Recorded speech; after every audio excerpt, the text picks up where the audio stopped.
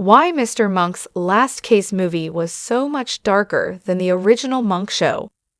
Mr. Monk's Last Case. The Monk movie has an important reason for being darker than the original television series. In addition to being a procedural television show, Monk was both a comedy and a drama. The premise of a man with debilitating phobias who could never solve his wife's murder is inherently tragic. At the same time, these phobias lead to many comedic scenarios and interactions throughout Monk's best episodes, including the germophobia and fear of flying that Adrian Monk, Tony Shalhoub, has. There is a deeply emotional undercurrent to Monk's story, especially when the mystery of what happened to Monk's wife, Trudy Melora Hardin, comes to the forefront, but there is a lightness to the overall series as well. Even many of Monk's most heartbreaking episodes find ways to incorporate humor. Beyond Monk, other characters like Randy Disher, Jason Gray Stanford, and Monk's rival, Harold Crenshaw, Tim Bagley, bring comedy to the series.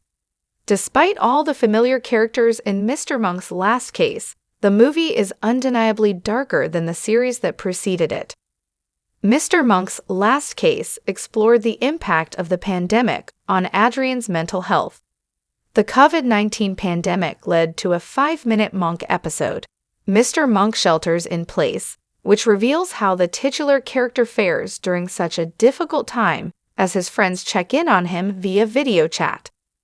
Mr. Monk's Last Case expands on this by revealing that the pandemic had a highly negative impact on Monk's mental health. Since solving who killed Trudy and learning that he had a stepdaughter, Monk has made significant progress with his mental health and is better able to manage his various phobias and obsessive-compulsive disorders. However, much of that progress is undone, and Monk regresses in many areas due to the challenges of the pandemic. This takes a significant toll on his mental health, the impact of which he still feels even though the world has opened back up again when Mr. Monk's Last Case begins. For someone with severe germophobia, the pandemic was his worst nightmare. This is played for laughs in Mr. Monk Shelters in Place, but Mr. Monk's Last Case explores this with more seriousness. Adrian was at his lowest point since the Monk finale in Mr. Monk's Last Case. The negative effects of the COVID-19 pandemic are among numerous factors that contribute to Monk being at a particularly low point in Mr. Monk's Last Case.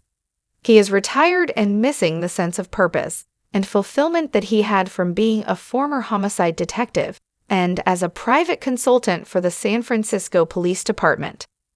Monk received an advance to write a memoir about his career in law enforcement, but has to give the money back after numerous editors, ghostwriters, and rewrites are unable to salvage the memoir. Beyond being a personal blow to Monk, losing the advance means that he does not have the money to pay for the wedding of his stepdaughter, Molly, Caitlin McGee.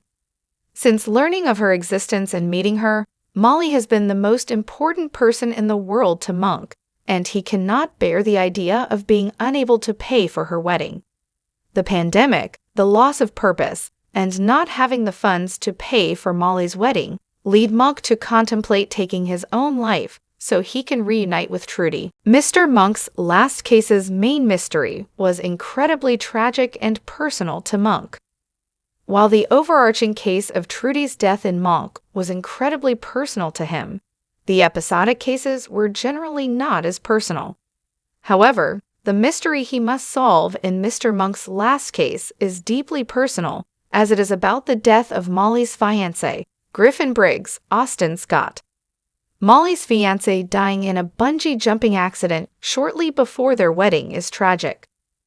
Molly has helped Monk in countless ways, and now she turns to him, as he is the only one who can prove who killed Griffin and how the murder was committed. This darker story makes the stakes feel higher than they often felt during episodes of the original series. Monk is dealing with suicidal thoughts while also wanting to help Molly in any way that he can. The movie repeats Monk's oldest trick of making it clear who the killer is, but Monk still has to prove that the billionaire Rick Eden, James Purefoy, is the one responsible for Griffin's death. This darker story makes the stakes feel higher than they often felt during episodes of the original series, building a satisfying conclusion to the case and to Monk's decision about whether he will continue to live or whether he will take his own life. Mr. Monk's last case still felt like Monk, despite the darker tone. Even with a darker tone, Mr. Monk's last case still feels like a natural continuation of the series. From his physical mannerisms to the way he speaks, Shallhoub seamlessly slides back into his iconic role and makes it fully convincing that, despite some changes, he is still the Monk that viewers around the world came to know and love. Monk being surrounded again by familiar faces, especially Natalie Teeger, Traylor Howard, Leland Stottlemyre, Ted Levine, and Randy, goes a long way toward recapturing the feel of the original show. Howard, Levine, and Grace Stanford are just as seamless in how they reprise their roles. Natalie's encouraging attitude, Stottlemyre's exasperation, and Randy's naivety all feel consistent. There is darkness and drama, but there are also plenty of comedic beats, including Randy's demonstration of a ridiculous theory about how Eden managed to kill Griffin without looking guilty. Another great comedic scene is when Monk's therapist, Dr. Niven Bell, admits that he retired months ago despite continuing to meet with Monk. There is also delightful comedy when Monk is disguised as a bartender, a ruse that inevitably does not last long. The dynamics between the characters, the comedy, and the structure of the movie feels like an extended, albeit darker, episode of Monk full of heart.